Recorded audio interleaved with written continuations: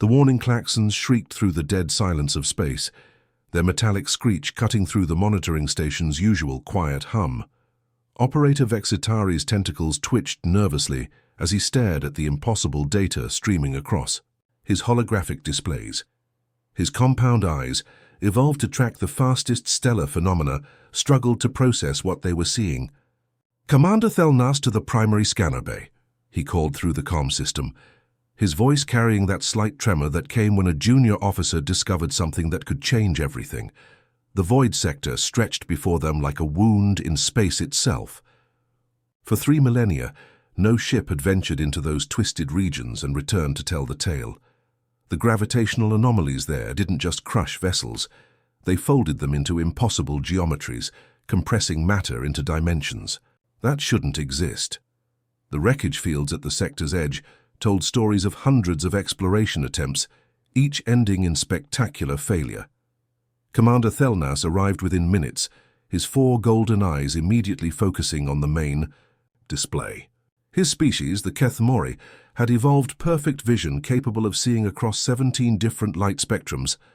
What he saw now made all 4 eyes dilate in shock. "Run the scan again," he ordered, his usually calm voice betraying his disbelief. "Sir, I've run it 14 times. The readings are consistent." Vextari's primary manipulator arm gestured toward the swirling purple maelstrom that marked the void's heart. "There's a vessel in there. Small, maybe 200 meters. The energy signature suggests it's been there for months." That's impossible.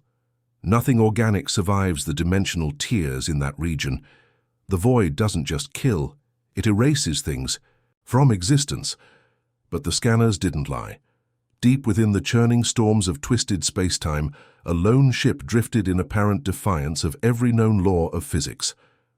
17 weeks earlier, and countless light-years away, Kim Ji-ho had been complaining about the coffee dispenser aboard his cargo hauler. The machine had been acting up for days, producing a bitter brown liquid that barely qualified as caffeinated water.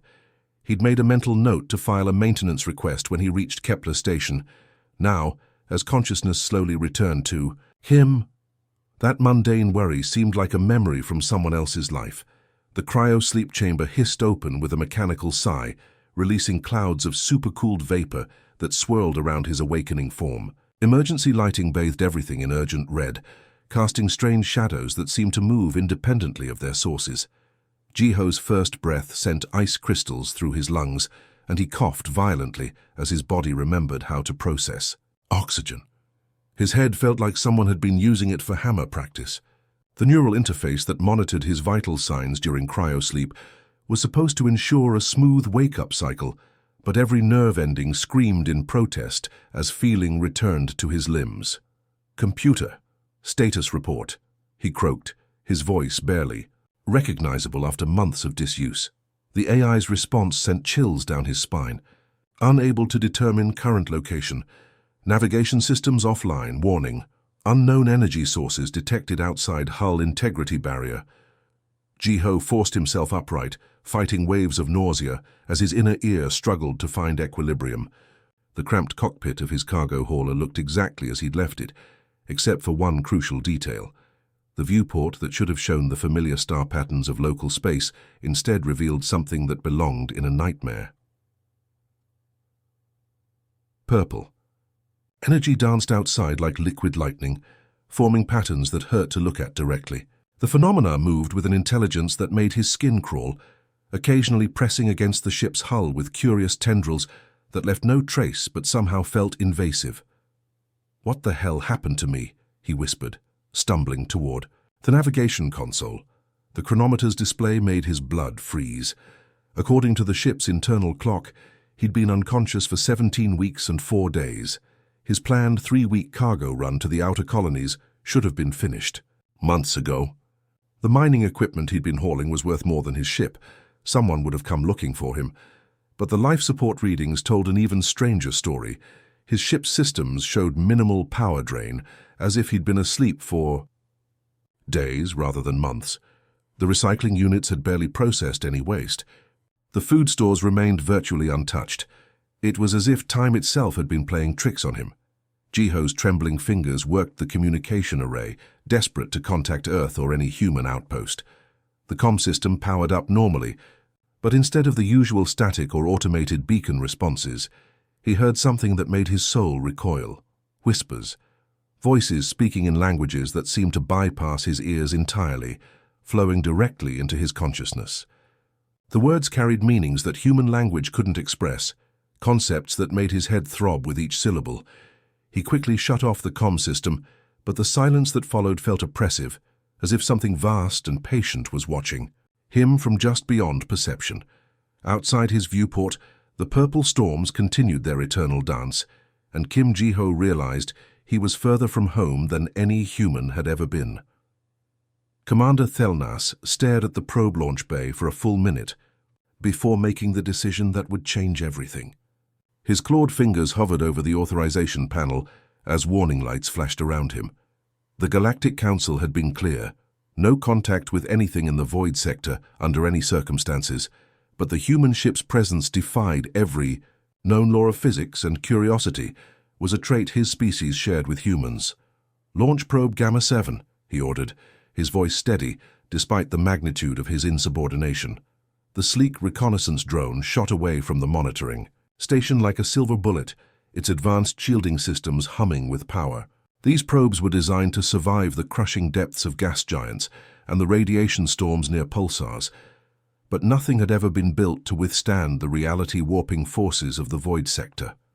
As the probe approached the purple energy storms, its hull began to sing with harmonic vibrations that shouldn't have been possible in the vacuum of space. The electromagnetic readings spiked wildly before settling into patterns that made the station's computers struggle to process the data. Li Minji barely looked up from her microscope when the first readings came in. As the station's lead xenobiologist, she'd seen plenty of impossible things during her career, studying alien life forms across the galaxy. Her own species, the Helixani, possessed crystalline neural networks that could process multiple data streams simultaneously, making her perfect for analyzing complex biological signatures. But when the probe's scan results appeared on her secondary display, all 4 of her primary processing cores focused on the data with laser intensity. "This can't be right," she muttered, her translator unit struggling to convert her species' harmonic language into standard galactic. She ran the analysis. Again, then a third time, each result confirming what should have been impossible.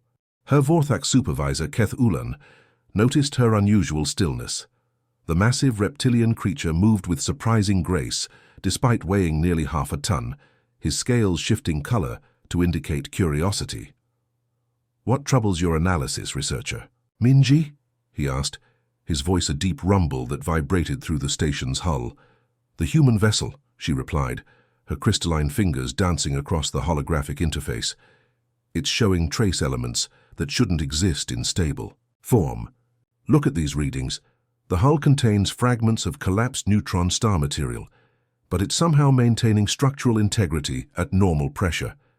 The data streams painted an impossible picture. The human cargo ship's outer hull had been infused with materials that existed only in the theoretical calculations of the galaxy's most advanced physicists. Elements that required the gravitational pressure of a black hole's event horizon to form, yet here they were, stable and integrated into primitive human alloy. More concerning are these energy signatures," Minji continued, highlighting sections of the scan. "They match theoretical models for interdimensional travel, but the power requirements would need the output of an entire solar system." Meanwhile, 17 weeks deep in his unplanned journey through impossible space, Kim Jiho was making his own disturbing discoveries. The cargo hold of his ship had always been his pride, organized, efficient, every container properly labeled and secured according to Earth Transport Authority regulations. Now it looked like someone else's nightmare. Containers he'd never seen before lined the walls, their surfaces pulsing with soft blue light that reminded him uncomfortably of a heartbeat. The metallic cases were warm to the touch and seemed to hum with internal energy. When he ran his handheld scanner over them, the device simply displayed error messages in languages he didn't recognize. "Computer, scan cargo manifest," he ordered, hoping his ship's AI could explain the mysterious additions. Unable to identify. 73% of current cargo. Warning, unknown materials detected. Recommend immediate quarantine protocols. Jiho's hands shook as he approached one of the glowing containers. The locking mechanism was unlike anything in his ship's original inventory, smooth, seamless metal that responded to his touch by flowing like liquid before solidifying into an opening. Inside, nestled in what looked like crystallized starlight, were samples of metal that defied description. They shifted color as he watched, cycling through hues that his eyes couldn't quite process. The fragments seemed to exist in multiple dimensions simultaneously, casting shadows that moved independently of any light source. When he tried to lift one piece, it felt heavier than lead one moment, and lighter than air the next. The metal was warm, almost alive, and holding it filled his mind with whispers in languages that predated human civilization. His communication attempts grew more desperate by the hour.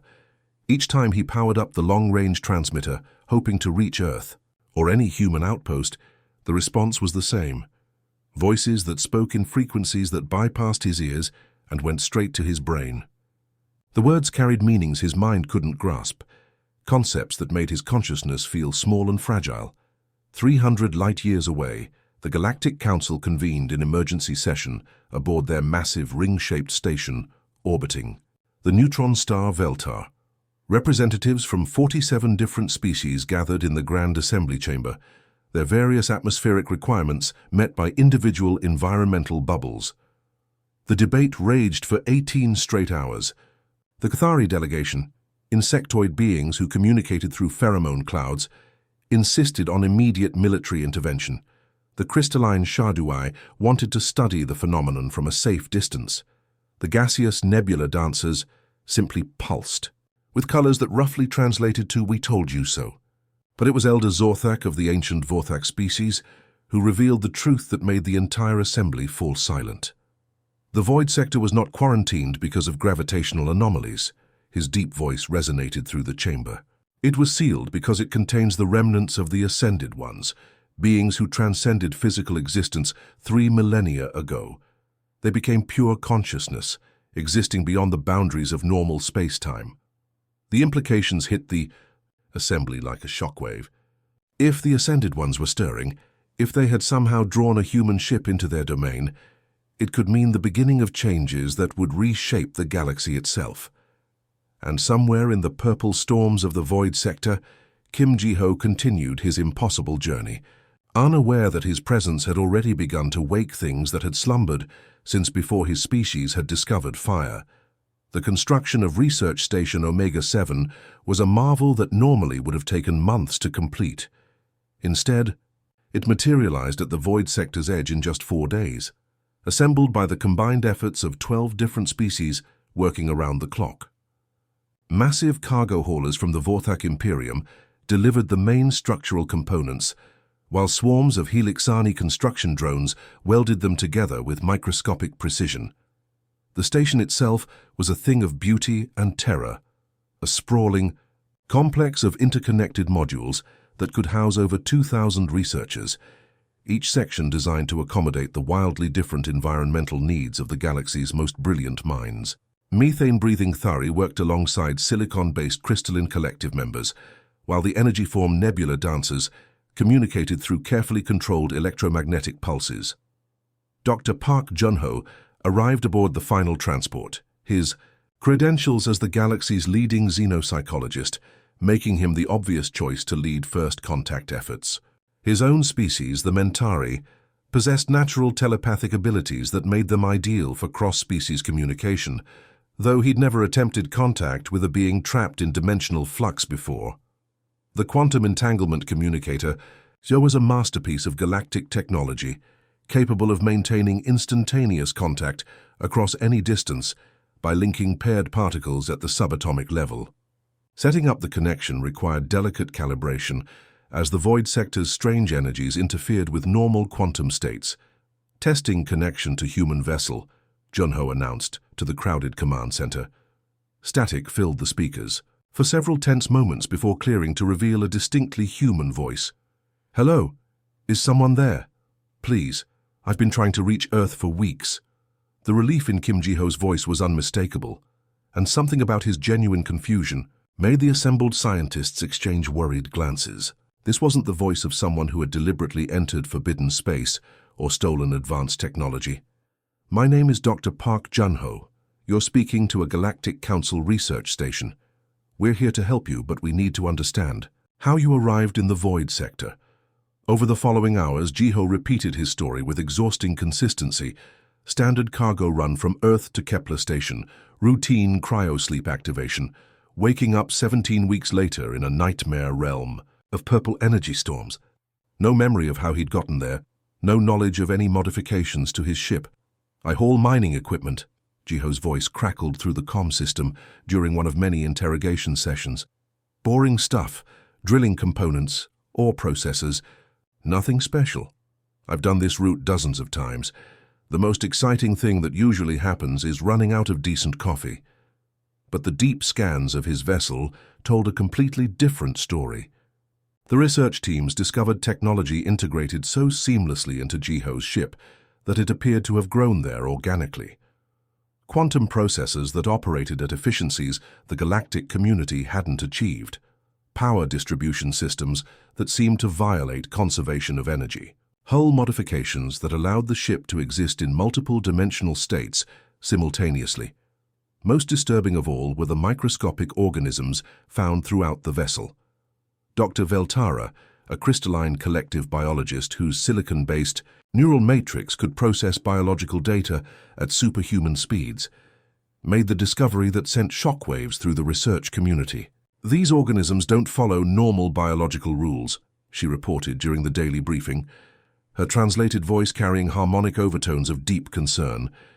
"They exist in quantum superposition, simultaneously alive and dead, organic and inorganic, existing and not existing. It's as if they're partially phased into a higher dimension." The organisms were everywhere aboard Ji-ho's ship, microscopic entities that seemed to serve as a bridge between normal space-time and whatever realm existed beyond the void's barriers. They responded to observation by shifting between states, sometimes appearing as complex organic molecules, other times as pure energy patterns. Choi Seung-hyun, the station's quantum physicist, spent sleepless days analyzing the readings from Ji-ho's biological scans. What he discovered made him question everything he thought he understood about consciousness and reality. "Look at these brainwave patterns," he announced to his research team, projecting holographic displays that showed the human's neural activity. "These aren't normal thought processes. His mind is processing mathematical concepts that shouldn't be possible." The data was undeniable. While Ji-ho consciously remained confused and frightened, his subconscious mind was working through equations that described higher dimensional space. His brain showed activity patterns that corresponded to calculations most galactic species required decades of study to comprehend, yet he seemed completely unaware of this enhanced mental state. "It's like his consciousness exists on multiple levels simultaneously," Seung-hyun continued, highlighting specific neural pathways. "Part of him remains the simple cargo hauler he believes himself to be, but another part has been upgraded somehow." The research station's AI systems, some of the most advanced in the galaxy, struggled to analyze the quantum signatures emanating from Ji-ho's location. The readings shifted constantly, as if the very act of observation was changing the fundamental nature of what they were studying. During one particularly intense communication session, something unexpected happened. As Ji-ho described his growing fear and isolation, his emotional state seemed to trigger fluctuations in the void sector's energy patterns. The purple storms outside his ship began moving in response to his words, forming geometric shapes that resembled mathematical formulas. "Did you see that?" Dr. Jun-ho called out to his team. "The dimensional barriers are responding to his emotional state." The implications were staggering. Not only had this human somehow survived in a region of space that destroyed everything else, but his mere presence was beginning to influence the fundamental structure of reality in that area. As the interrogation sessions continued, the assembled scientists began to realize they weren't just studying a transportation accident. They were witnessing the first stages of something that could change the nature of consciousness itself throughout the galaxy. And deep in the void sector, Kim Ji-ho continued to insist he was just a simple cargo hauler who wanted to go home, completely unaware that his transformed mind was already reaching into dimensions that most beings couldn't even imagine. The research station's sensors detected new changes daily. Reality itself was becoming more flexible around the human's location, as if his presence was teaching the universe new rules about what was possible. Whatever had brought him to the void sector was far from finished with him. Han Yuna had always considered her psychic abilities more of a burden than a gift. As one of the few surviving Etherians in the galaxy, her species' natural telepathic powers made her valuable to research teams, but the constant bombardment of other beings' thoughts and emotions left her perpetually exhausted. Her translucent blue skin would shift colors based on the psychic energies around her. And right now, approaching Kim Ji-ho's sleeping mind, she was glowing an alarming shade of deep purple. The psychic isolation chamber aboard Research Station, Omega-7, had been specially designed for her species, lined with quantum dampeners that blocked out the mental noise from the 2,000 other beings aboard the station. But as she prepared to make contact with the human subconscious, even these advanced shields couldn't protect her from what was coming. "Beginning mental contact," she whispered into the recording device, her voice carrying the musical harmonics that all Etherians possessed. "Subject appears to be in deep sleep cycle. Initial probing suggests unusual neural architecture." The moment her consciousness touched Ji-ho's sleeping mind, reality shattered around her. She found herself standing in corridors that shouldn't exist, their walls curving through dimensions her eyes couldn't properly process. The geometry was all wrong. Surfaces that connected to themselves, stairways that led both up and down simultaneously, doorways that opened into spaces larger than the rooms that contained them. But it wasn't the impossible architecture that made her scream. It was the beings moving through those spaces. They had once been physical creatures, she realized with growing horror. The remnants of their original forms were still visible, suggestions of limbs and faces that flickered in and out of existence, like half-remembered dreams. But they had transcended flesh millennia ago, becoming something that existed as pure consciousness, given form through will alone. The Ascended Ones noticed her presence immediately. Their attention fell upon her like the weight of collapsed stars, and she felt her individual identity beginning to dissolve under their scrutiny. These beings had shed the limitations of single perspective consciousness long ago. They existed as collective thoughts, their minds spanning dimensions that physical brains couldn't encompass. Through Ji-ho's memories, she witnessed his selection. The human had been chosen not randomly, but after careful observation of his species. Earth's inhabitants possessed something unique in the galaxy, neural patterns so chaotic and contradictory that they could process multiple conflicting realities simultaneously. Where other species sought logical consistency, humans embraced paradox. The Ascended Ones had been waiting for such minds for 3,000 years. Yuna watched in terror as the entities pulled Ji-ho's ship through layers of reality like someone folding paper. His vessel hadn't traveled through normal space at all. It had been drawn sideways through dimensions that existed between the cracks of conventional physics. The journey that should have taken weeks had occurred in an instant of dimensional transition. Though time itself had no meaning in the spaces between realities, the scream that tore from her throat sent psychic shockwaves throughout the research station.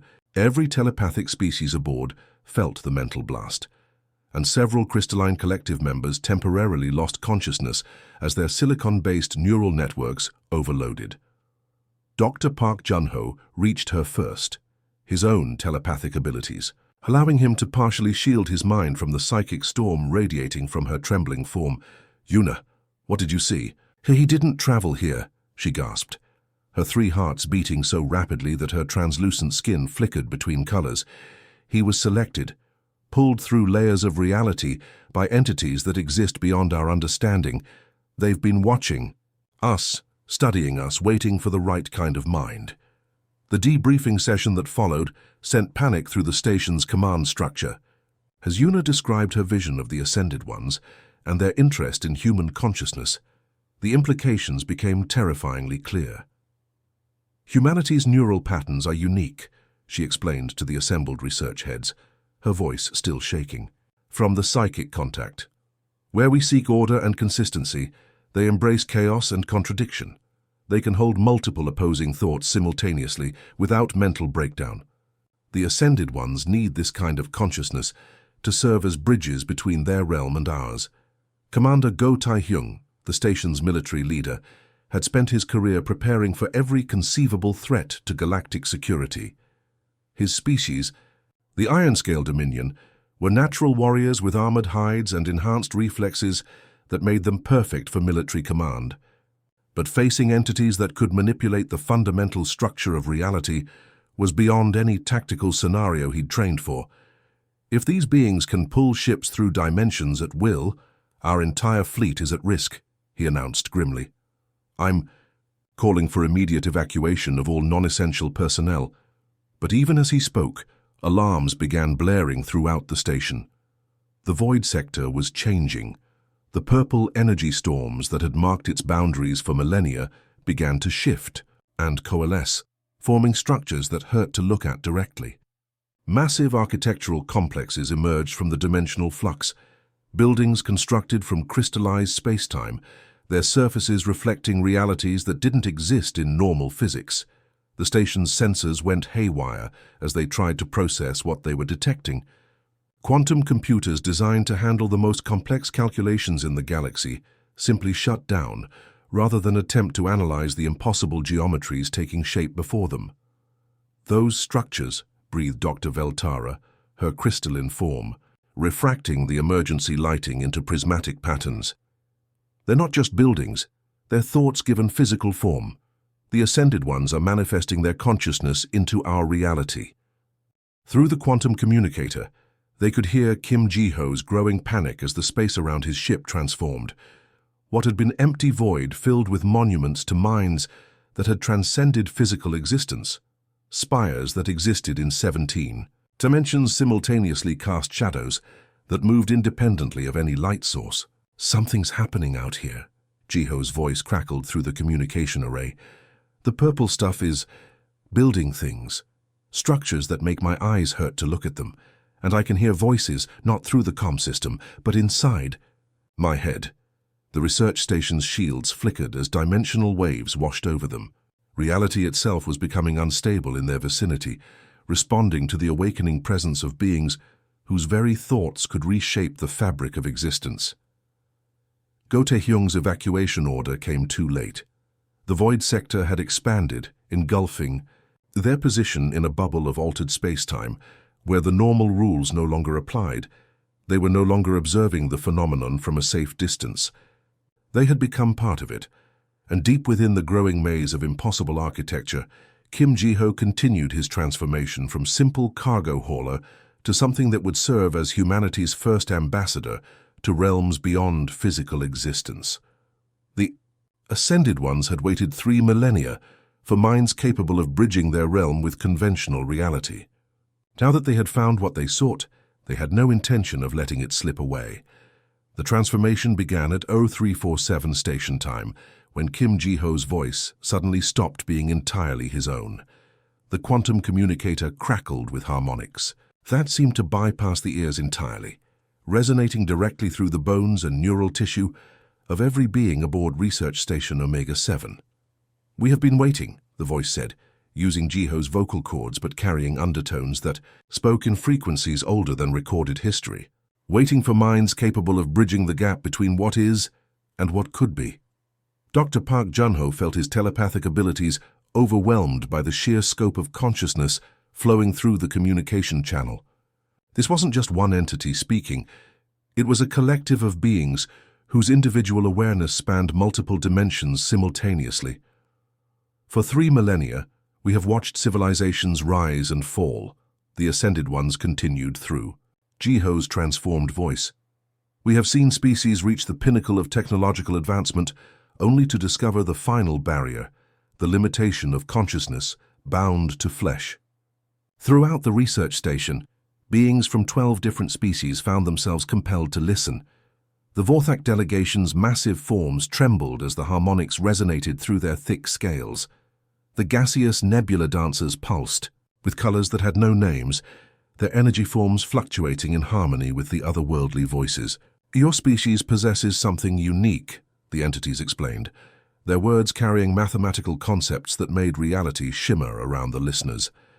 "Humanity's neural patterns embrace contradiction. You can hold opposing truths simultaneously without psychological collapse. You are the key we have sought." The offer came with visions that filled every mind on the station, technologies that could manipulate matter at the quantum level, allowing entire planets to be reshaped with thought alone.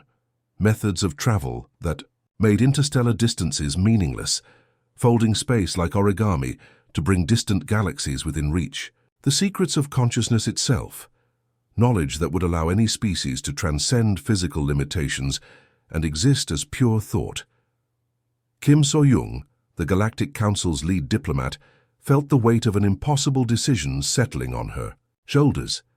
Her species, the Harmony Collective, had evolved specifically for diplomatic solutions, their empathic abilities allowing them to understand and mediate between wildly different forms of consciousness. But this was beyond anything her training had prepared her for. "The knowledge we offer could advance your galactic civilization by millions of years," the Ascended Ones continued. "But the price is transformation. To truly understand these concepts, consciousness must be freed from the limitations of biological neural networks." Around them, reality itself began to flicker and shift. The research station's hull became translucent, revealing the vast structures that the Ascended Ones had manifested in the void sector. Impossible geometries stretched in all directions, their surfaces reflecting not light, but pure mathematical concepts given visual form. Commander Go Tae-hyung watched helplessly as his weapons systems registered targets that existed in 17 dimensions simultaneously. His military training screamed for action, but how could conventional weapons affect beings composed of living thought? Deep within the dimensional maze, Kim Ji-ho experienced the most profound transformation in human history.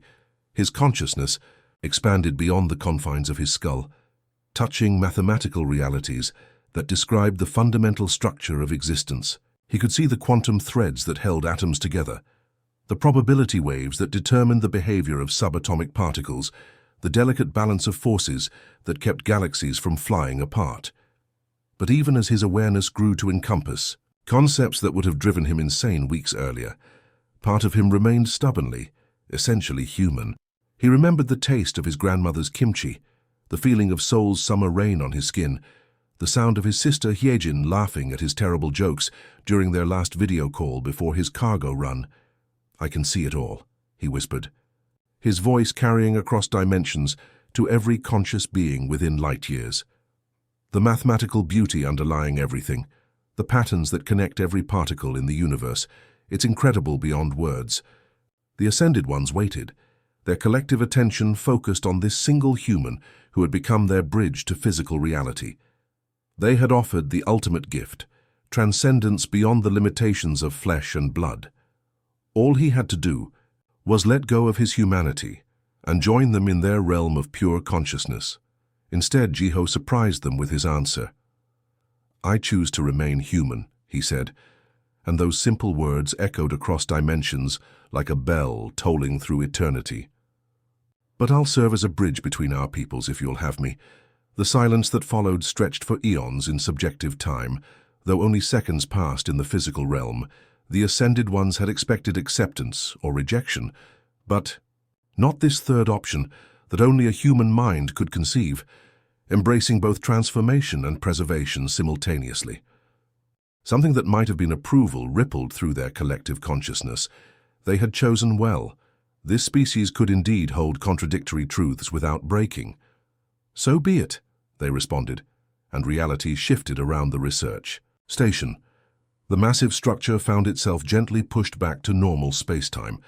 Its crew safely returned to the familiar laws of physics. But Ji-ho's ship remained in the void sector, now transformed into something unprecedented in galactic history, a permanent embassy between dimensions. Kim So-young watched through the station's viewports as the purple energy storms subsided into a stable configuration around Ji-ho's vessel. The cargo hauler had become something new, its hull gleaming with materials that existed in multiple dimensional states simultaneously. "The bridge is established," Jiho's voice came through the communicator, now carrying harmonics of both human warmth and transcendent wisdom. "I can see both sides clearly now. I'm still me, but I'm also something more." Over the following months, carefully selected volunteers from Earth would join him. Scientists, philosophers, artists, humans whose minds could handle the paradox of existing in multiple realities simultaneously. They underwent gradual preparation. Their consciousness slowly expanded until they could serve as interpreters between the Ascended Ones and conventional reality. The research station became a pilgrimage site for beings throughout the galaxy, all seeking to understand how humanity had achieved what no other species could, maintaining their essential nature while touching the infinite. Dr. Park Jun-ho, in his final report to the Galactic Council, wrote, "Humanity has found its place among the stars not through superior weapons or faster ships, but through their unique ability to embrace contradiction. They have become our bridge to realms we never imagined possible." And in the Void Sector, Kim Ji-ho continued his impossible duty, forever changed, yet forever human, serving as proof that consciousness could transcend any limitation while still remembering the taste of home. The end.